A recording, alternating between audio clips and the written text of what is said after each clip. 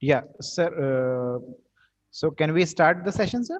Yeah, Yeah. So, dear participants, welcome to the second session of the day three on AICT sponsored short-term training program.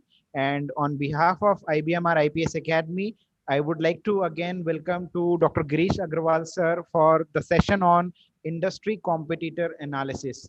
So, sir, it's over to you now. Thank you so much, sir. thank you. Good afternoon, everyone. Um, we now start with a recap of what we did in the last session. We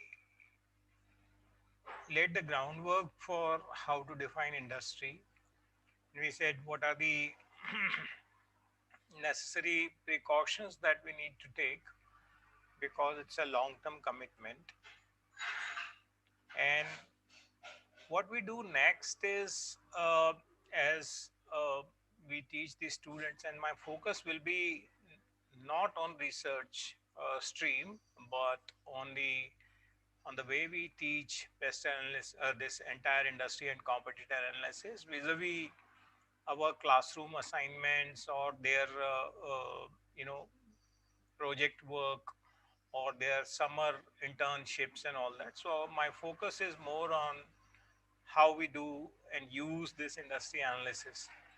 So our next stage in this line is then a pestle analysis, which we all know what it is.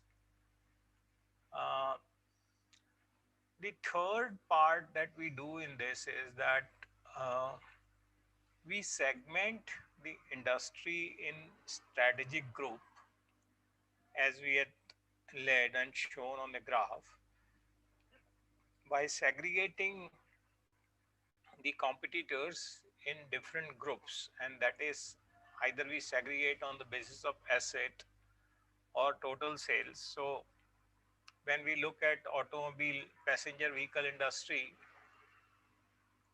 uh, we say that the companies with let's say over 500 crore rupees of sales are in one group, and then the rest of them in the other group, so that we know exactly who we are talking about, and we just conduct the rest of the analysis, and that will be also useful for the purpose of students research projects. Or the second segregation basis is product attributes, as we had said that in terms of cars, passenger vehicles, it was 0 to 60 in 4 seconds, 5 seconds that live. So those product attributes that can also become a segregation basis for groups. So those competitors who can achieve this level of technology will be in other group, and rest of them will be in another. Or we say that what are these competitors capable of doing given that they have so much commitment in assets. Now I move away from the example of automobiles and let us say theaters. Now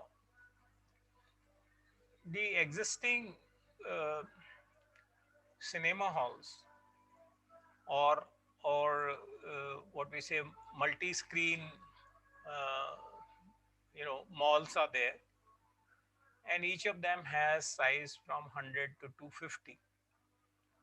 As we know, the OTT platform has already entered our homes in terms of uh, Amazon and Netflix. Now, don't you think that these are going to impact the movie viewing experience or movie viewing or the the the theater industry per se, the movie industry? Now, no matter how much we like to argue that they are not at present they are competitors, but this home viewing or the OTT platforms is a likely competitor in the future, if not already there in the present. and therefore industry of these theater groups must include these OTT platform. Now we might not agree in the sense that theaters have a kind of asset configuration that they can seat 150, 250 people, and they offer part of a socializing platform uh, with which to view movie or have a different kind of a movie viewing experience. Now we might argue this line of thinking about defining that industry as a separately by the asset configuration, that their assets are such they enable 200 people, 50 people to sit together and have a different experience. But please remember that when we do this kind of segregation of industry competition, then we might be blindsided by the fact that the in terms of product attributes that the customers prefer are essentially same as that achieved at home, uh, as against as opposed to that achieved in the theaters. So so any which way, I'm not taking a position at this moment in time, and I would leave you with these thoughts that when we are talking about future competition, then the asset configuration should not blindside us from the likely competitors in the future. That the home viewing platform does not offer that kind of experience or product attributes as the theaters offer. Then our next stage is always the five force analysis, the Porter's framework. So we redo these steps and we go by how do we define the industry. Now I see that in the class uh, we often let students give a very broad definition of industry and let them get away with it, and that is the I think that is beginning the entire career with with misplaced concepts. And and let us remember that there are many companies, uh, who have committed this mistake and later find to their chagrin that this mistake has been fatal in their cases. Now each of the names that I mentioned here is a classic study: the HP, the Nokia, the HMT, the rural cooperatives. I will presently focus only on the last two, the HMT and uh, rural cooperatives. Now, Hindustan Machine Tools, uh, historically a manufacturer of heavy machinery for every industry and in public sector, was later on forced to make watches and now has become defunct, which means it doesn't exist in our horizon anymore. It does not have a product in our eyesight. Why that happened? Now, one might like to say that this was a government public sector undertaking, they must be viewed in a different angle, and so on and so forth. They are operate under so many constraints. All that is true, but let us not forget that HMT was, you know, the name itself was heavy machine tools or Hindustan machine tools, and they were manufacturers of heavy machinery, were forced to adopt a new product line of watches.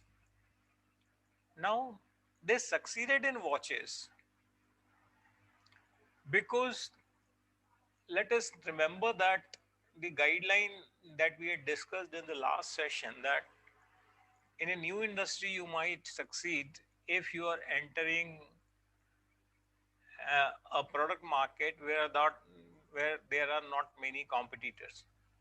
Now, when HMT entered making watches, the only other competitor was Titan, probably, and there were, spurious watch manufacturers in terms of wristwatches, number of imports. There's that.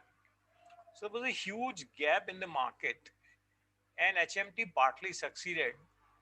So if it succeeded, why did it fail? Why we don't see HMT watches anymore? And some of you might recall that HMT was not able to compete with Titan. So what was different about Titan and HMT? HMT? Titan could change its designs, offer hundreds of designs, and HMT got fixated on reliability. Now, this is the problem. Reliability is not bad, reliability is good, but then do you wear the same shoes for 20 years?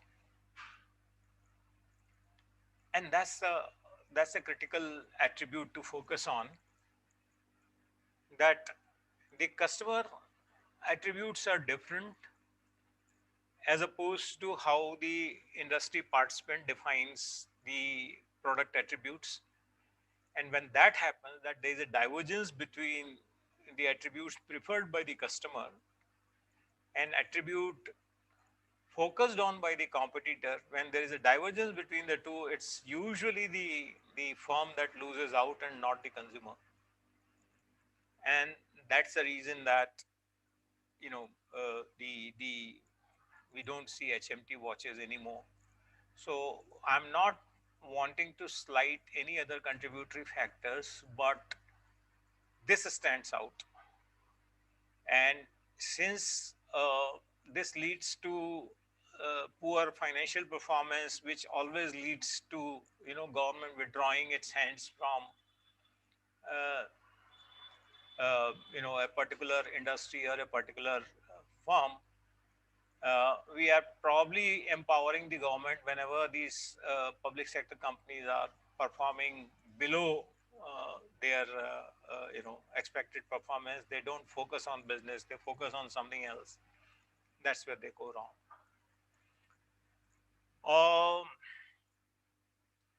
Let's talk about the rural cooperatives. Now, cooperatives, to expect them to perform as per business definitions and arena is a little bit difficult, but something fundamental principles still apply, that rural cooperatives get into from financing and keeper of deposits to get into purchases of every kind and store them and distribute them and so on and so forth. That's where the problem comes in. So time and again you might have guessed that I'm trying to stress that the business must focus on its fundamentals and should resist all calls for diversification, because diversification was bad, is bad, and will be bad for the foreseeable future. And that's the focus, and that's where, there's this important definition of, and that has a bearing of how you define what's your industry, because it's a choice variable. It's a choice variable in the sense that you end up, or the firm gets to define what it's going to do in the next 5 to 10 years. And it's a choice variable, and we have given different indications as to how they should do it, what are the precautions that must be taken, and we have some examples of how things go from bad to worse for some of the companies. Are there any questions here?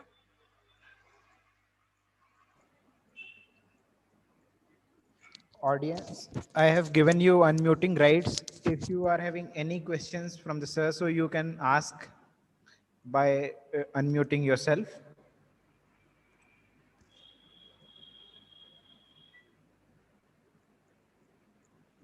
No, sir. No, no, sir, no questions. Okay. Now, one is that, we can define our industry as too broadly, which means that, you know, and some of our colleagues in coming in from different streams tend not to focus on industry definition and go by essential essentials of what student has done, and just leave the risk. And though we may not realize it, but it really gives them a wrong footing with which to start their careers or their projects later on, when they're dealing with their summer internships and all that. When we define an automobile industry or entertainment industry, or we capture these words from business press or financial press, I think that's the biggest mistake we can make, that we allow students to use these very broad definitions. There is nothing like an automobile industry. Now, if you take Tata was into heavy vehicles for nearly 40 years, from 1940s to approximately 1990s. Then it thought of entering into car industry. Now, both were automobiles. What's wrong with that? You know from your experience what's wrong with that. When Tata's invested into cars, they made two very costly mistakes, uh, and their flagship products failed until very recently. So it took them nearly 20 years to learn that the car wasn't for them. And there are number of anecdotal stories about what went wrong with Tata's car making efforts. The automobile industry is not automobile industry. There are different capabilities required in trucks as opposed to different capabilities, manufacturing capabilities, design engineering capabilities required for cars. Trucks can handle or will not mind, the driver does not mind any kind of vibrations on his seat or in his steering wheel, but any vibration or any discomfort in the case of car can be fatal. The trucks can have many parts which can fail at different points in time. The car must be utmostly reliable in under extreme temperature or driving conditions, and that itself brings in a lot of challenges for which Tata simply did not have the engineering capability. At one point in time, they went back to Ford to sell their car unit, and Ford, the current owner, who is the son of Ford owner, seemed to have passed an offhand comment that, why did you get into manufacturing of cars when you don't know how to make cars? And that stunned Tata and his other board colleague. And Tata traveled back from USA, sitting in his plane, totally silent for 16 hours of travel. Did not speak or utter a word, that he had to hear. He had to hear these things. Now, this is anecdotal, of course, came from the colleague, board colleague, and was a story that was carried in the business press. The idea is to realize that defining industry is a very typical and important job and cannot be taken casually. Now, for Tata's case, this was a costly mistake of nearly 2,000 crore rupees in 1995, which it took to and diverted most profits from its truck manufacturing into Indica car. And then, so much so that it burdened telco for a lot of time. Then they made another costly mistake by making this car uh, that we know of, which was two-stroke car, Nano. which was talked about, and then that also ultimately failed miserably. Then they took over a company when they failed to sell the unit to Ford. They took over a company because Ford itself started performing badly, and they bought Jaguar from Ford somewhere in 2008-9, which was again another costly mistake. Uh, Part of the reason why they bought Jaguar was Tata was not competing at all in that luxury car segment, and yet they went ahead and bought it. Now, some uh, informed business press reported that this had something to do with the insult Tata felt when they went to sell their unit to Ford. So they just wanted to take their own spat back and bought Jaguar. Now they had a stroke of luck in that Jaguar did well in Chinese market, but then has been a drag on Tata profits for just few years of good performance and has been a drag since then. So 20, it has taken 25 years of struggle for Tatas to get this industry right. Now, which is what we've been trying and again saying that in case of Indian industries not doing it right can be very costly. We've given the example of HMT, Renbexy, now Tata's, and we can go on. I'll take a few more examples of how badly we are saying. So if Tata was into heavy vehicles, then they saying that their industry was automobiles was a huge mistake. The industry was public goods carrier of you know a certain tonnage, minimum 8 ton or 10 tons and all that. Now they are making in even 20-ton trucks and all that. So that's it. Which doesn't mean that they are competing with 40-ton vehicles, which the other manufacturers, Scania or others, make in rest of the world.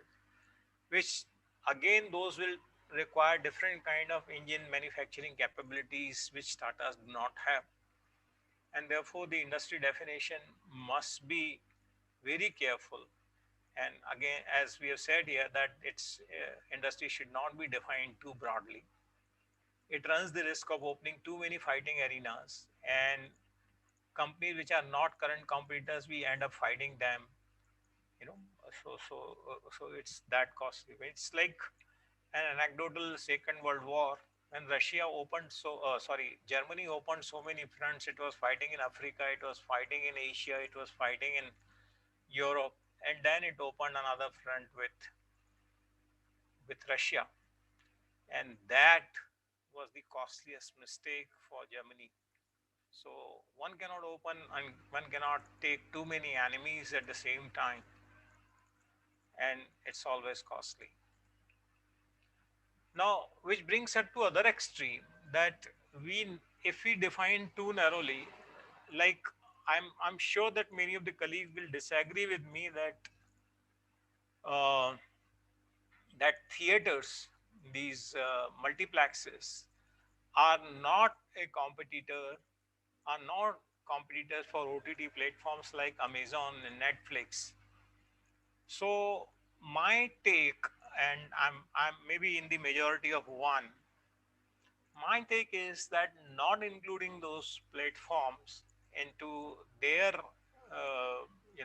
competitor set or their industry set is like defining their industry too narrowly, and this means that they run the risk of blindsiding themselves from current and future competitors. So there's no way I can defend myself saying that OTT platforms are competitors to theaters, but there is only history and there is only theory which suggests that this indeed is the case. Any questions now?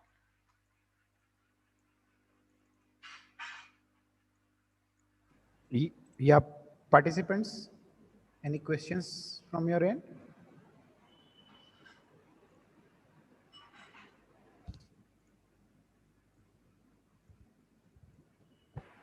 Okay, we move on from here. So, what are the broad principles? While defining industry, we must also remember that there is a third dynamics apart from too broad and too narrow. Like our colleague in the morning had suggested that, you know, their industry, education industry continues to evolve. And in other theoretical words, we say that the boundaries of industry are dynamic. They continue, they keep on changing. It happened with banking. As I gave the example of ICICI Bank, um, it continues to evolve.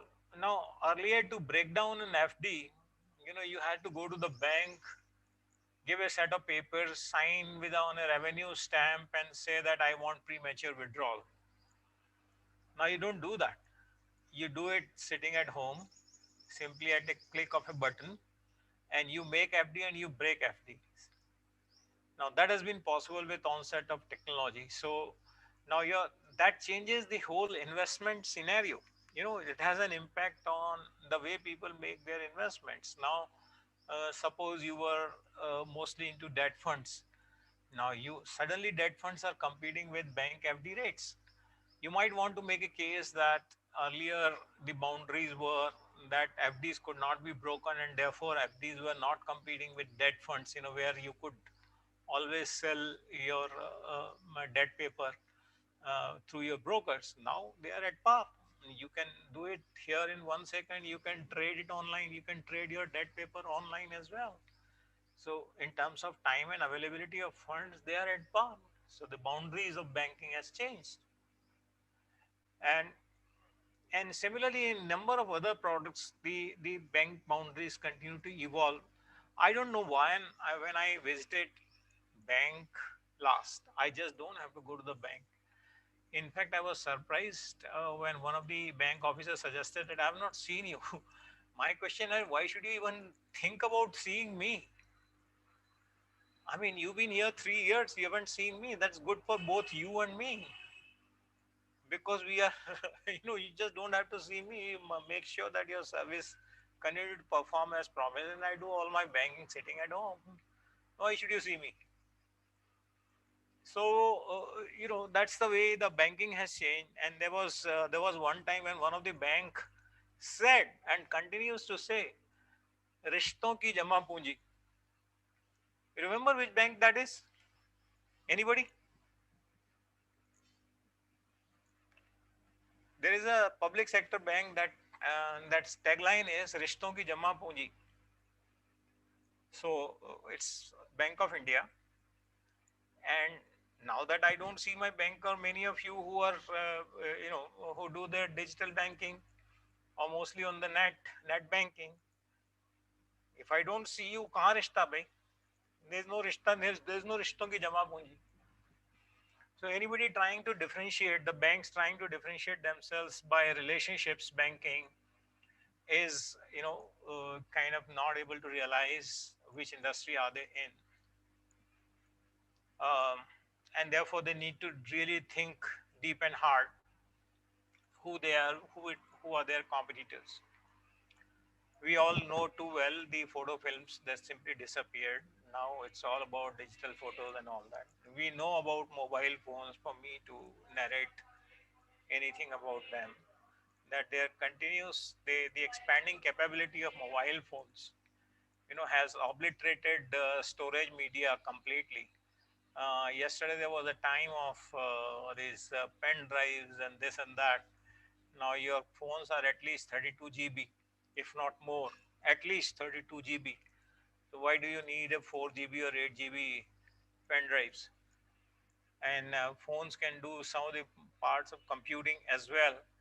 So the boundaries of what your phone is, the industry or the manufacturer of mobile phones need to be forward thinking as to how should they define their technology.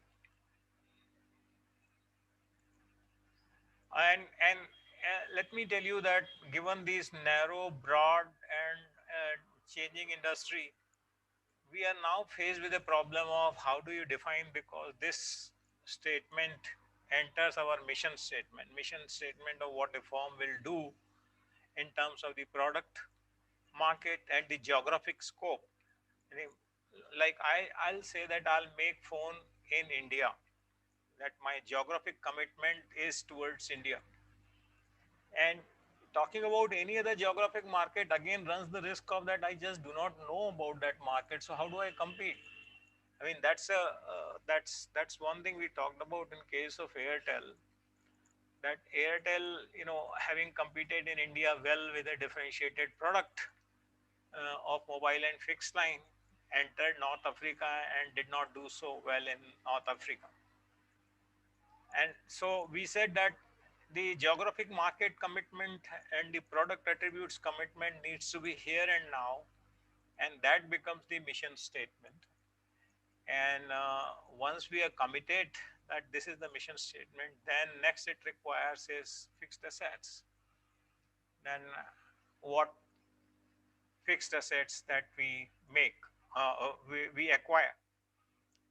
Taking another example, Nokia had, you know, uh, prior to all these smartphones entering or becoming rage in around 2000 up to 2005, Nokia had invested in the late 90s into manufacturing facility in Europe, which were committed to making most reliable, sturdy phones in large numbers.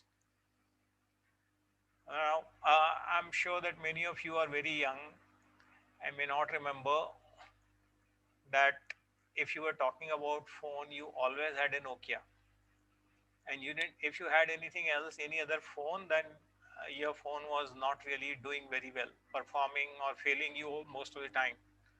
So if you wanted a reliable phone, there was always a Nokia.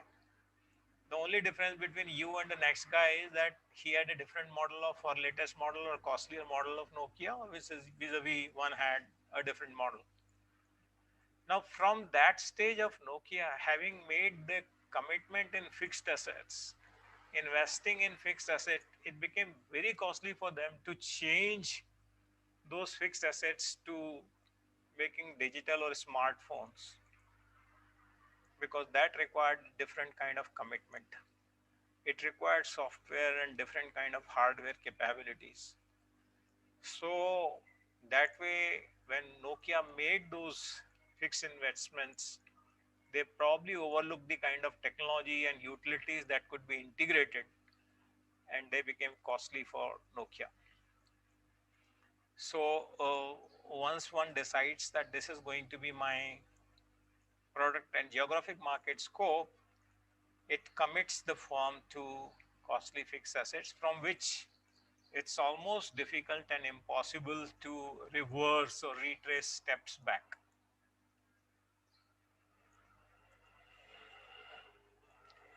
I'm taking a few more examples, and target this time is Oyo rooms.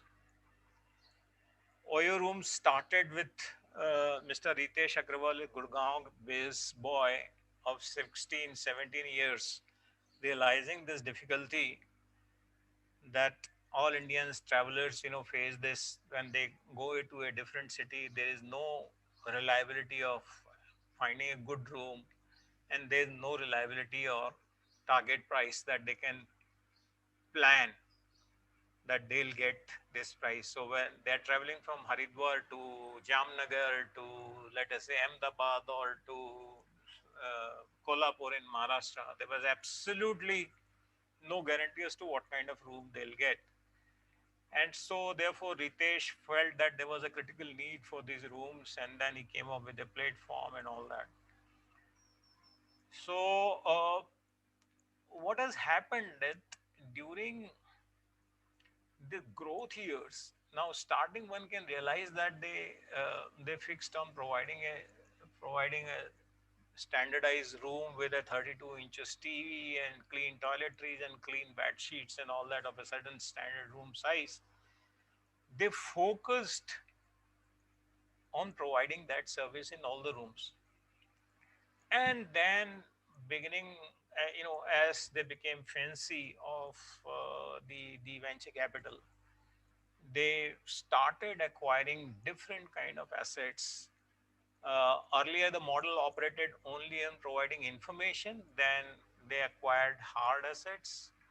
That is, they acquired some of the hotels. Then they entered into different market segments by providing hostels, by providing living accommodations, by providing office space, and so on.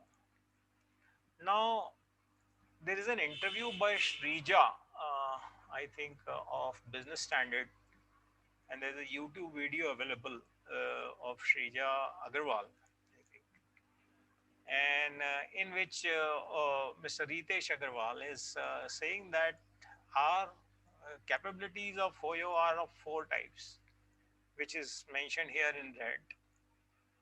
Ability to get real estate at right price, that they can get real estate at the right price, then renovate it fast, that whatever condition it is in, they end up renovating it very fast, that they have different kind of suppliers, standardized designs and so on, so they renovate it fast and they operate it good. What that means is that they are able to fill it, they are able to evolve systems and processes so that the room remains tidy, whichever room it is, whether it is hotel or shared accommodation or hostel or office space and all that. So they can operate it very well with efficiency, and they also have a capability of fill it up fast. Now, as a strategy researcher, I have problems with each of these. I'll focus only on the first one. What is the right price? Now, strategy research says the price is defined by the use to which it is put. Now, which means that, mm, I'll give you an example. There is an industrial unit. I went for an appraisal, and this was a pharmaceutical factory which had different rooms in it, and it was making generic drugs and all that, and it had been vacated by the previous owner, so it had a certain type of configuration, and so it was situated in an industrial area, and somebody said that, yeah, what is the price? So you say X. Now the owner's problem was that he said that you are not in pharmaceutical industry, so your price will be X for you, but this X is one third the price that I want for this asset. Now, if somebody is in pharmaceutical industry, he'll appreciate the particular asset configuration, and that will be the price for me. So this is only an example. Now, another example you can take is of cricketer X. Now, a fast bowler will have a different value for a team A when they are bidding in IPL, and as compared to team B, because for team B it fits in their typical bowler lineup, and for team A it fits in a different lineup. So team A will say that I'll pay, let's say, 50 lakhs. The team B is willing to pay 2 crores for it because it fits in their lineup. All I'm trying to say is that the price is incidental to use. Now, for OYO to say uh, that they can get real estate at the right price, that is very problematic for a strategy researcher, because there is no concept of right price. Price is incidental to use. And therefore, whatever price you acquire at the real estate, I will look at that what use are you putting it to, whether you can generate that kind of revenue from this, and that discounted model of that revenue stream will be the right price. Otherwise, you are paying extra. You know, all of those colleagues who are sitting here in this conference or in finance area, they know the price of a revenue stream is its discounted value, right? So how can your price be the right price if you're not talking about the discounted value of your current revenue stream from it? And I would say that all the four such definitions are problematic. right? So which means that Mr. Ritesh Agrawal, who has never gone to college, he says that he is learning it from, and his mother told him to go to college, and he says, no, why should I waste my years in college learning from some professor, well, while I'm learning it in the real time in my business. So what that says is that you are willing to, uh, you know, uh, make your own wheel while the wheel has been made 300 years back, but you want to make a new wheel, and it will be like old wheel only, but you want to do it on your own, which has already been done 300 years back. So rather than to gain from experience of those 300 years, you want to reinvent the wheel, and that's the problem. And so therefore anything that goes on with Oyo, I watch it with interest, I take it with the pinch of salt, and I continue to follow that story of what they are doing. Unfortunately for them, fortunately for me, Oyo performed as poorly I expected them to perform, which means that they had to withdraw from so many markets. They had to sell off their assets, not sell off, or many franchisees broke off from them, and so on and so forth. So this was all, it did not require me. All it requires a good understanding of your strategy concepts, and that's it. So I'm sure strategy has access. Mr. Ritesh Agrawal has access to good learnings, theoretical learnings, and all that. But I'm not very sure how much attention he pays to theory. So then, from all this entire rigmarole of learnings from other experiences and definitional guidelines, we develop some rigorous guidelines that industry definition has to be dictated by what you own, resources and capabilities today and in the near future, and it's fit with the market. So what I'm capable of doing, that has to define who I pick my fight against, rather than what is the market opportunity, or that I have surplus of this or that or the other. Your capabilities, if an actor is good, then he is good at acting and will not be good as either a producer or a director or a storyteller.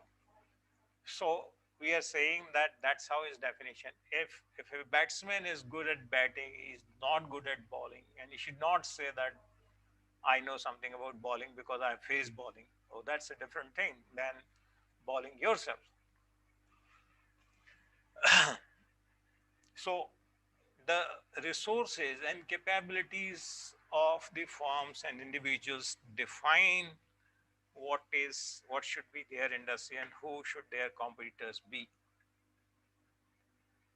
And then the next challenge is, you know we have to develop a good understanding of the competitive landscape, and that is, who are the competitors, uh, who use the same supplier and the same technology or make similar products. Now here is an interesting story. I'm sure you have all heard that the owner of Cafe Coffee Day committed suicide in July last year. Uh, so that's the end of the story. Now I'm sure that many of you have gone to Cafe Coffee Day and appreciated its coffee and appreciated its successful model. Um, where we read is that there are few cases in Harvard about its fight, or it picking on fight with Starbucks in India. Now Starbucks is a different uh, market segment competitor. uh, Starbucks coffee on an average would be around 175 minimum. I don't know. I don't go to Starbucks, so maybe it's 150 to 180. I don't know. I mean, I'm not just not their customer. I am more like a CCD customer range. My maximum coffee would cost me around 110 to 120 rupees. That's it. Uh, Now, Cafe Coffee Day tried to remodel some of their restaurants in exquisite markets, in bigger markets, metropolitan markets like a copycat of Starbucks, and that's where they borrowed money, used their own money, and so on. Now, it is like expanding yourself into a different market segment, which we said earlier in our graph in the morning that there are two different market segments. One was for Cafe Coffee Day and the likes of it, very successful, but they tried to enter into a premium segment with Starbucks. Now, Starbucks operates in I don't know how many countries, maybe over 100 countries. They have a different sourcing of different kind of coffee from different continents. Their model of acquiring coffee and the knowledge that comes with coffee is for historical history books and all that. So try to compete with that kind of competitor, simply not your size, is one thing somebody should have told Mr. Siddharth. I think that was should not have been done. And then another thing was that um, you know the time he committed suicide, somebody said that it was on financial press that he just could not come up with a short amount of very small amount of 2000 crore rupees liquidity, whereas his assets, total assets, were nearly around 12 to 16,000 crores, and his liabilities were only 8,000 crores. This is surprising. uh, where did this money go? This 2000 crore rupees which he owed to an I think private equity firm,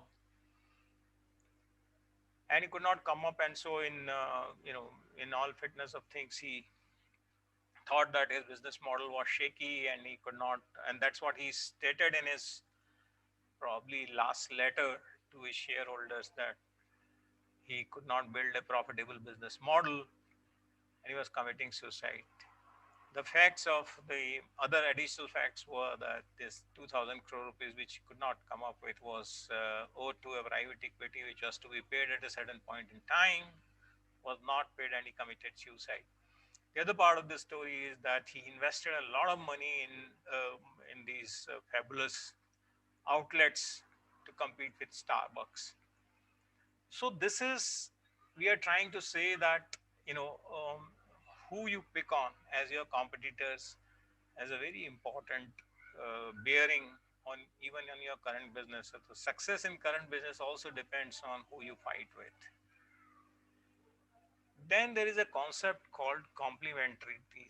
This is a new concept for Indian businesses, but we do have examples here.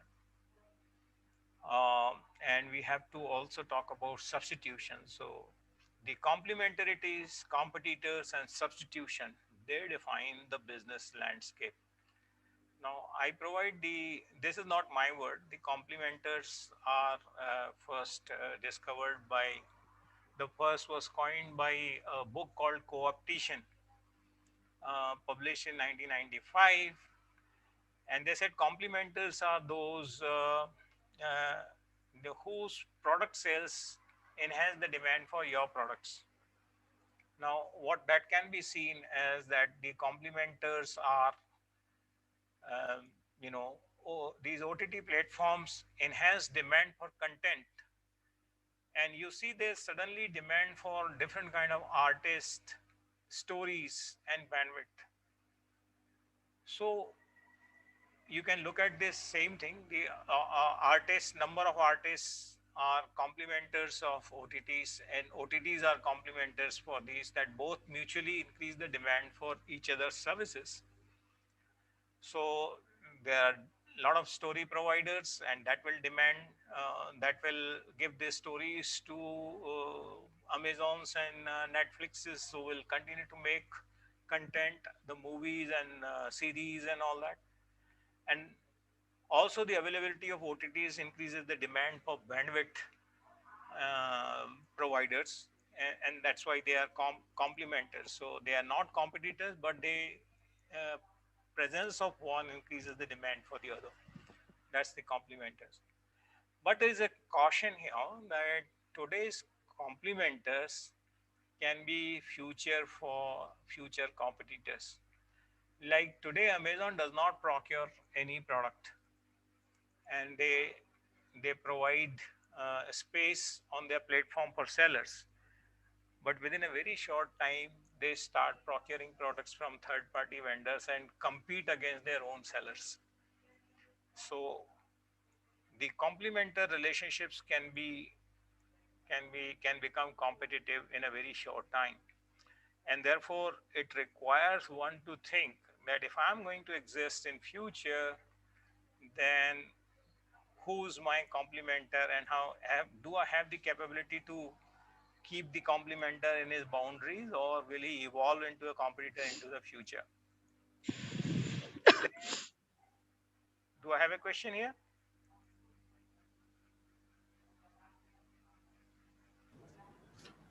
Sir, I want to ask one question. Yes, please.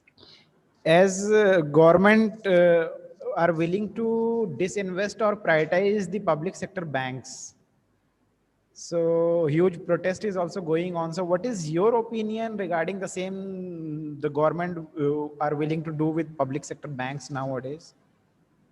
Okay. uh, I can answer that question right now, but I'll defer it for 5 minutes before we complete this. Will you give me that permission? Yes, sure, sure, sure. Yeah. uh, I would request other participants, if they have any uneasiness or any query going on in their mind, to please come outright and share here.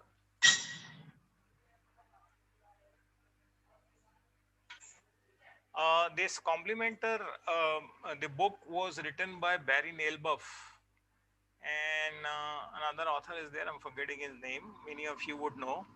The This is Harvard Business Press book called Co-optation. I'll somehow a little bit talk more, little bit about them in a couple of slides from now.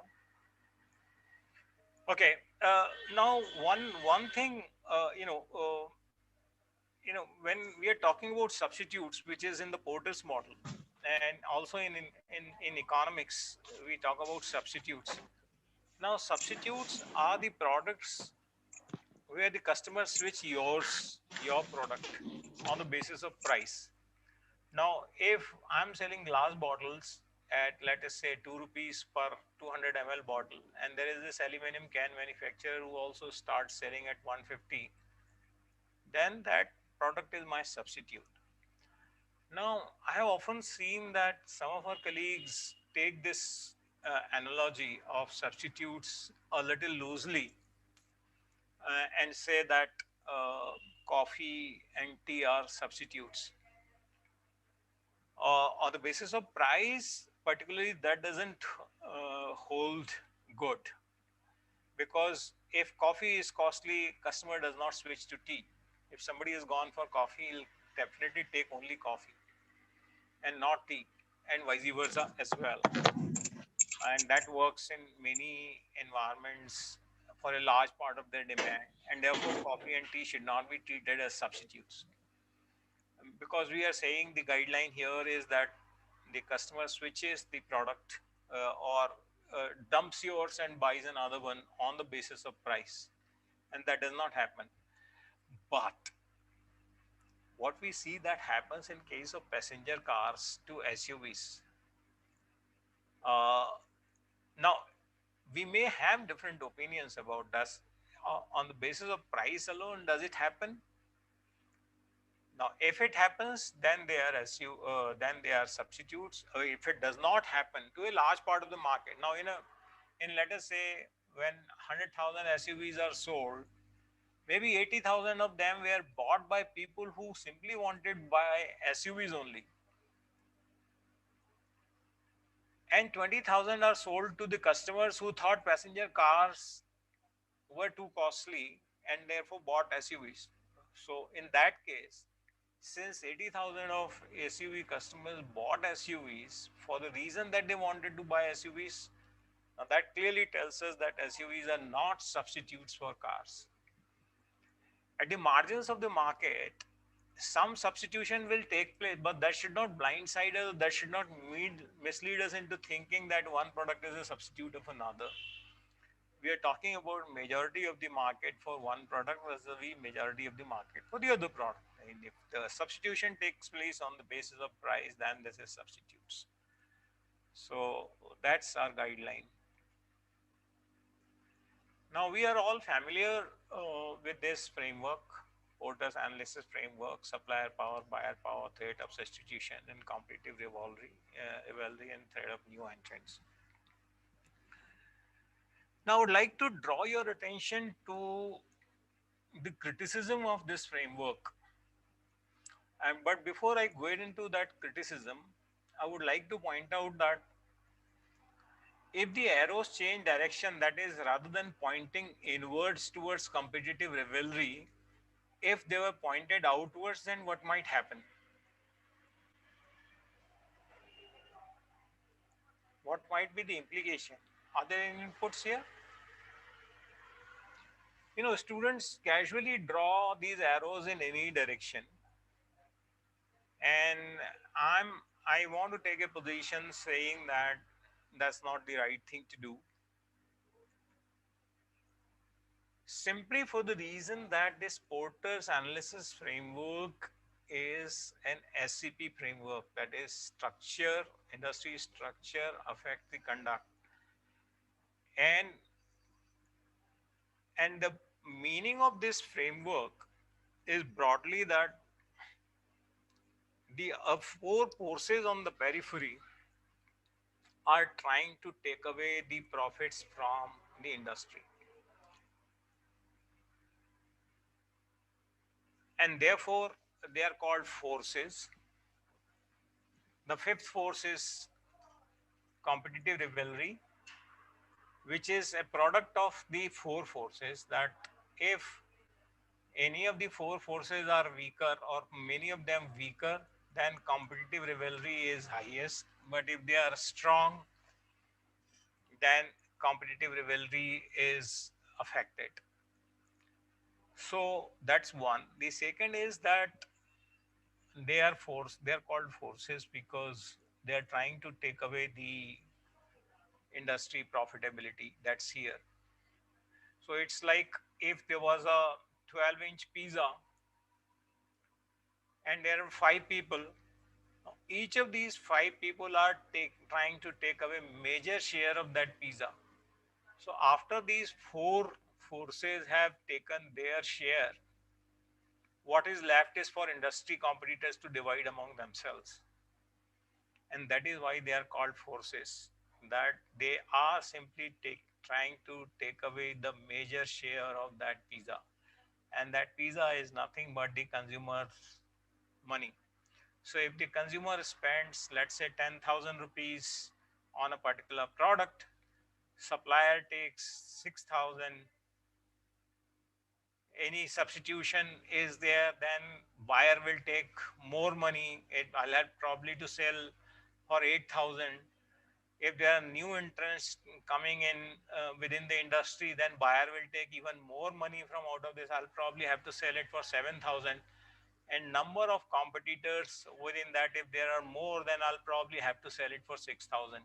So what is happening is that supplier is taking maximum, and these two forces have and these configuration of these three forces have simply made my profit as an industry competitor to zero, because I bought the inputs at 6,000, I sold this to outputs at 6,000 rupees. So buyer power was increased because of this higher these forces. And so that 12-inch pizza, all 12 inches have gone, I'm left hungry despite having invested so many hundreds or thousands or fifties or tens of crores of rupees in setting up the manufacturing facility. So this is the conceptual framework of Porter's analysis. Now The criticism of this model is that Minchberg and and and Ghoshal, etc., they have said it's a very bad model because I'm here in the as a firm in this industry. It makes me think that everybody is my enemy. Buyer is my enemy, supplier is my enemy, new entrants will be my enemies, and any substitution is my enemy. So I do everything within my power within this industry to reduce this threat.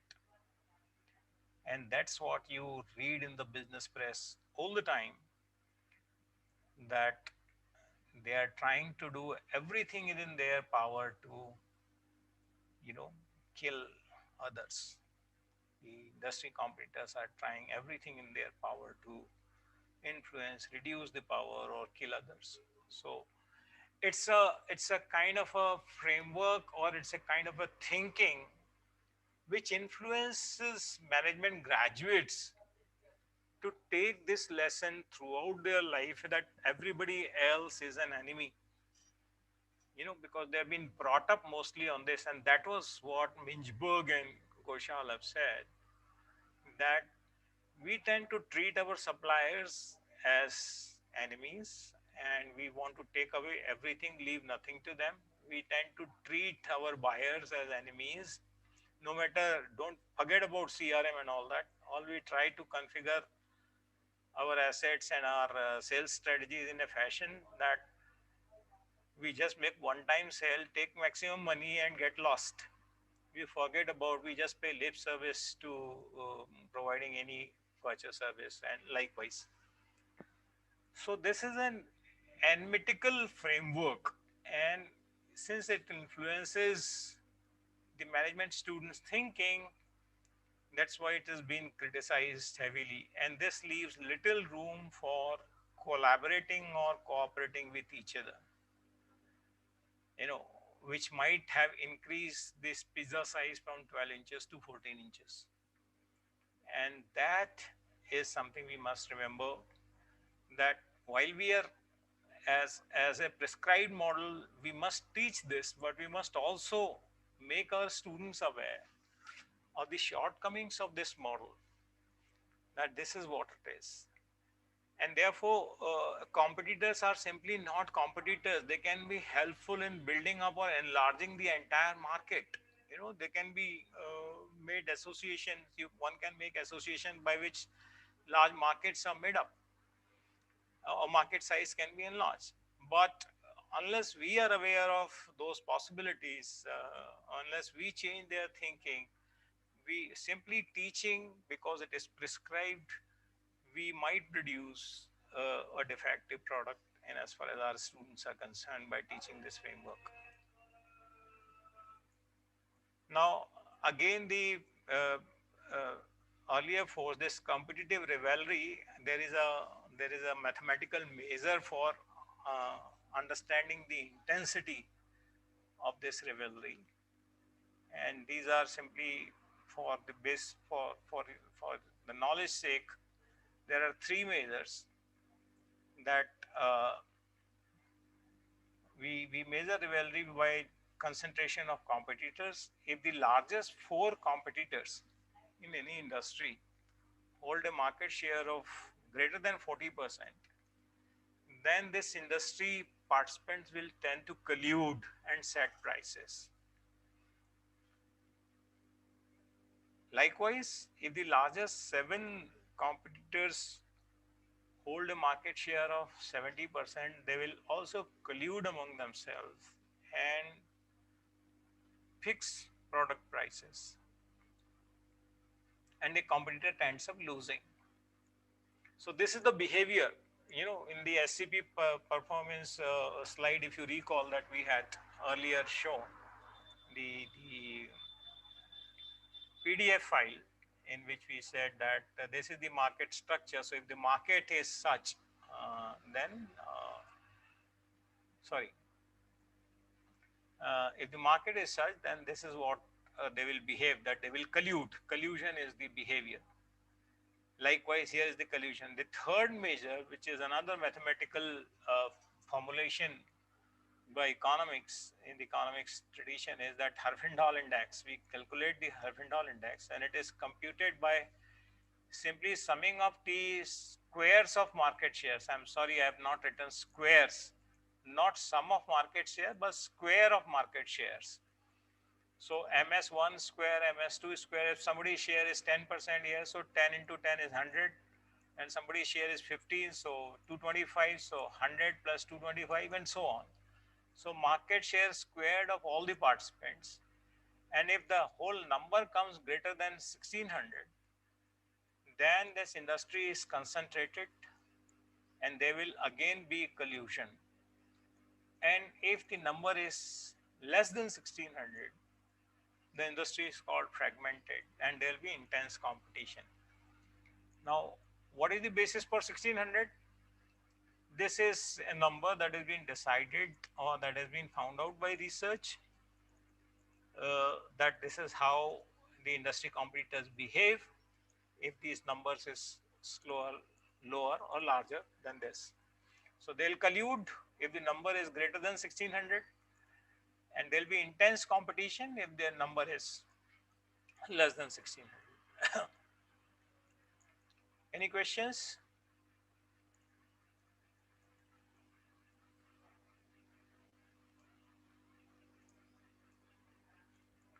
So the five force analysis is suggestive of saying that 12-inch pizza, that how much is retained in the industry. Out of that 12-inch pizza, are you able to retain just 2-inch square or a 4-inch square, or you are able to retain entire 12-inch?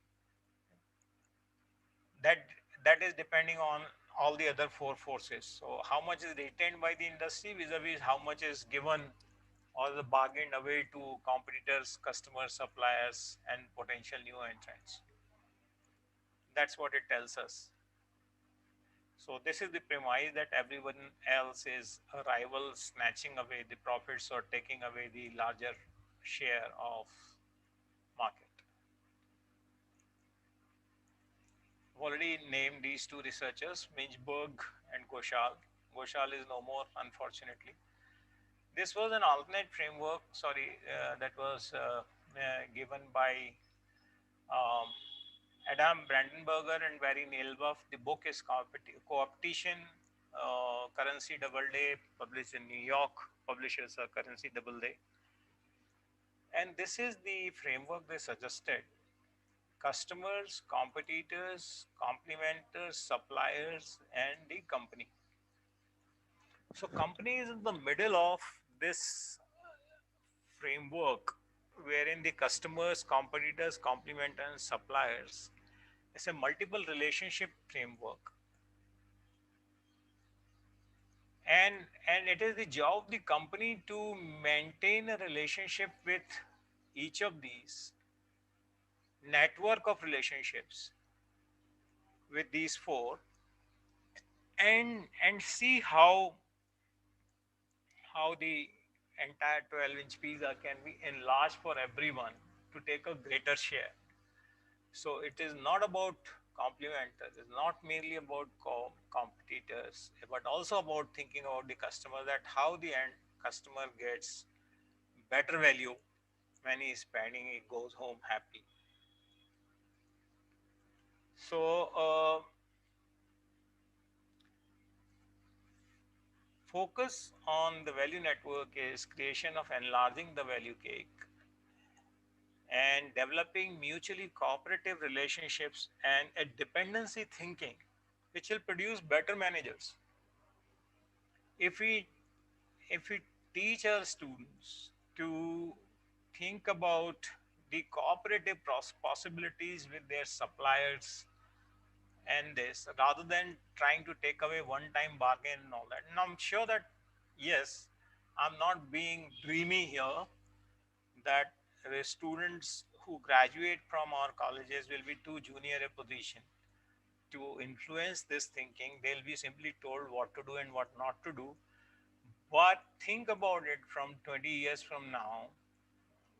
If the student go with a thinking that everybody is an enemy with a we a student goes out with thinking that there are possibility of uh, acquiring or developing the cooperative relationship, I'm sure one of we might end up realizing that we are producing a better students, better performing, even when he is doing what he is told to do.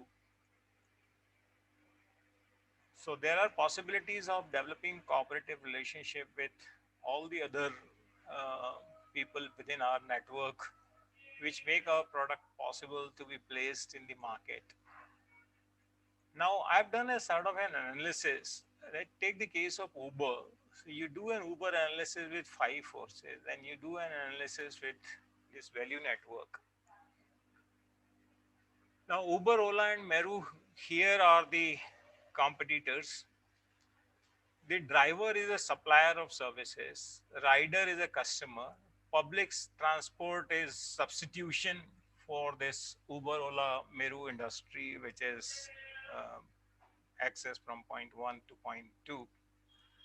Um, so that becomes network. Now within a five force network, we'll see that driver is a competitor, and therefore Uber tries to do everything to take away money from the drivers by offering him this sort of incentives that they do offer, and which means that he commits the drivers for this thing, and they don't provide any long term benefit to the drivers.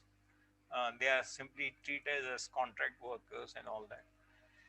They try to gyp the riders by, whenever there are fewer taxis available, then there'll be a scaled up pricing, 1.4, 1.7, or whatever. Uh, Public transport, they'll try and put everything in the way of public transport, so that it does not operate and all that. And this threat is there. So that's one way of looking at things. Vis-a-vis, if we had an understanding of value network, then customers are here, Uber is here,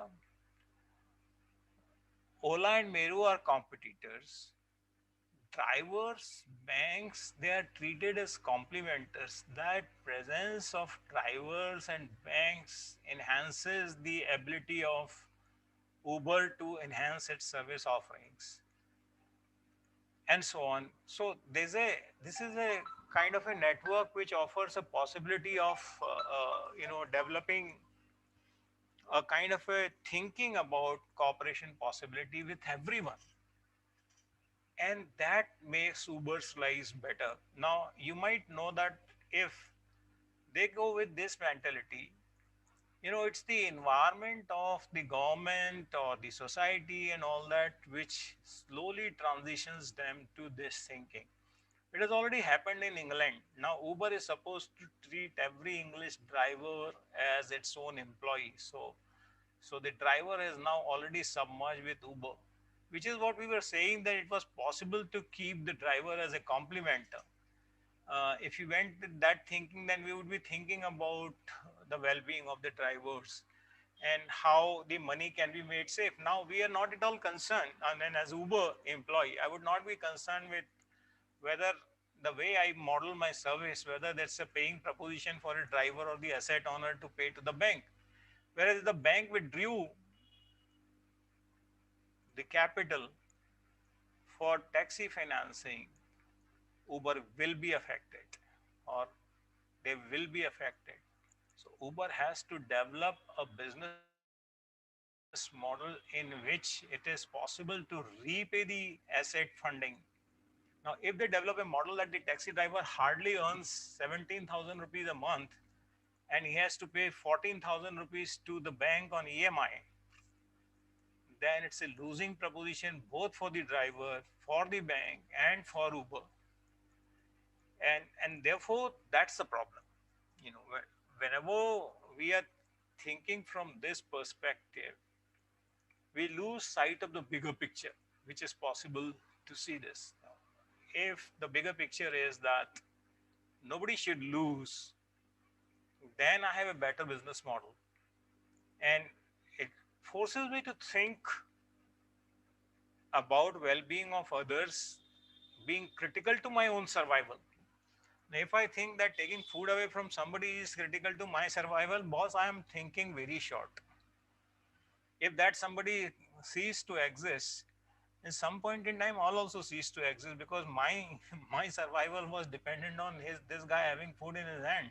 I snatched away his food, and therefore I'll survive for a little more time. But then what? Once I have taken his food away, where will the next person come from? And there's the thinking about banks and drivers and all that. So there are possibilities of thinking of cooperative relationships than thinking about everybody else as an enemy. So that's the difference. This was framework was suggested, and I thought that this was an apt example. And therefore, my final parting slide is that the businesses succeed when the stakeholders succeed, and they do not succeed at the cost of other stakeholders. So this is it. I invite your questions on any aspect of this. Before I'll try to answer the question that one was raised, which was not directly relevant, but I'll still address that question. But anything related with this or the earlier presentation.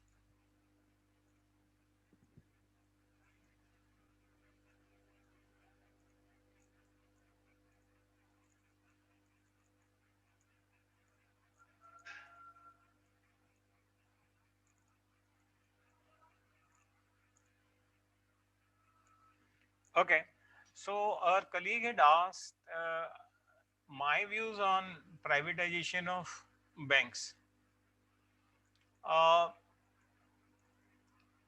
um, my answer is pretty simple, and it goes along, it is influenced by very simplistic thinking, which is also, backed by somewhat musing about these issues with the knowledge that I have. No, we say that this option is better than this one. On the basis of what? My question as a researcher is on the basis of what? So, what example do we have that privatization of anything is better than the other alternative? Now, privatization, anything better at what? Better in terms of profitability, better for employees, better for government, and all that.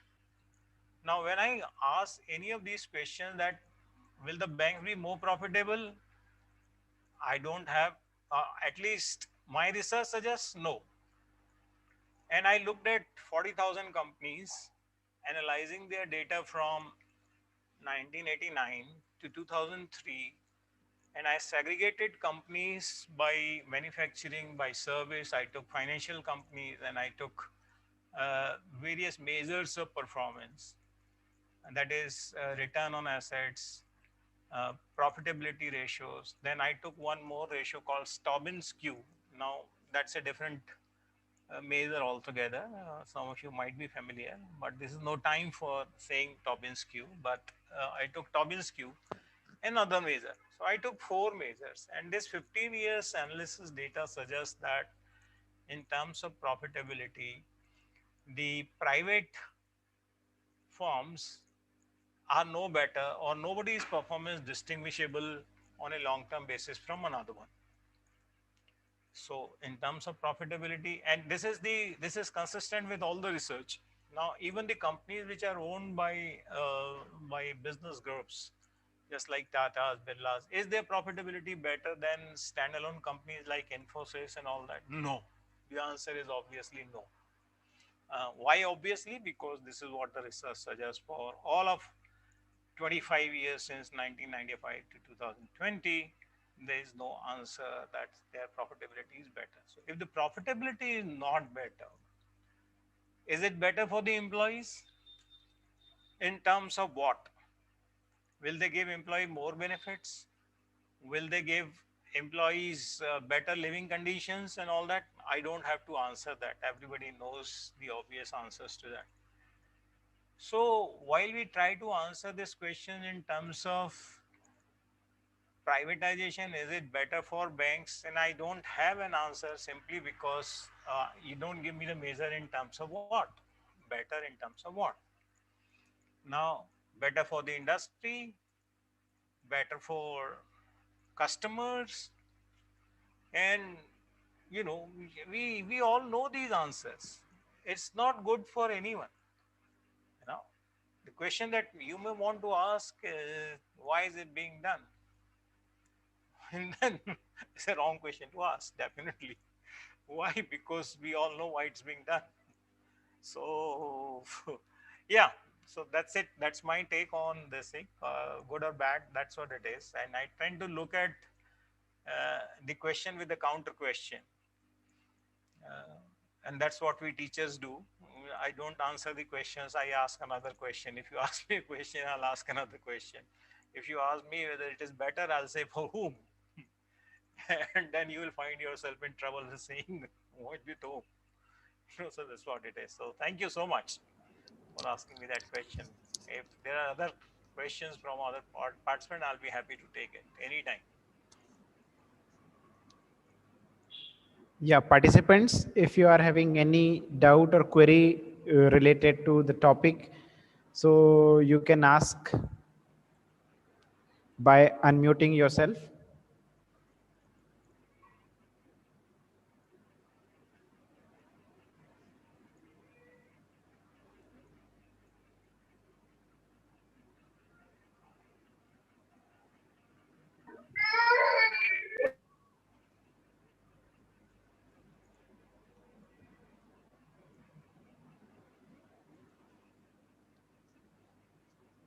So I think, sir, there is no query from the participants end.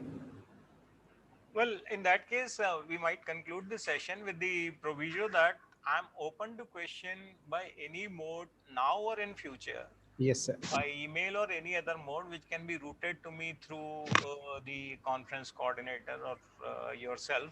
Yes, sir. And I'm happy to answer any question. I'll back all questions with the research quotations, this, that, or whatever. Yes, Uh, sir. Kalicharan sir, just a moment. So there's no question as such, but I just want to thank you for widening our perspectives because I'm thinking about all the faculty members, all the participants who are here. I feel that all of us have got wider perspectives through this session of yours. Thank you so much, sir. Thank you. Thank you for saying all that. I do appreciate your comments in the end. Thank you. So we conclude the session. Yes, sir. So, thank you, sir. The way you just delivered the session from industry analysis to competitors analysis and how to define the industry, then later on you just thrown the light on the pestle analysis and five forces model. So definitely these are the things which is very helpful for analyzing the competitors and the real life cases of HMT, Ranbaxy, Tata, Oyo Rooms, CCD and Starbucks, which you have discussed with us, will definitely help us in the classroom also, so that we can prepare our students for the future competitions. So thank you so much, sir, for such an enlightening session. And we would look forward for more session in the upcoming FDPs and short-term training programs in our institute itself. So thank you, sir. Thank you so much for such as enlightening session in this short-term training program sponsored by AICT. Thank you. Good day. Good Yeah. day to everyone. Yes, Thank thank you, you. sir. Yeah, participants, we have shared the feedback link in the chat box, so you can just fill the feedback form of this particular session, and we will be resuming the next third session of the day at sharp at 2:30. So thank you, everyone. Thanks.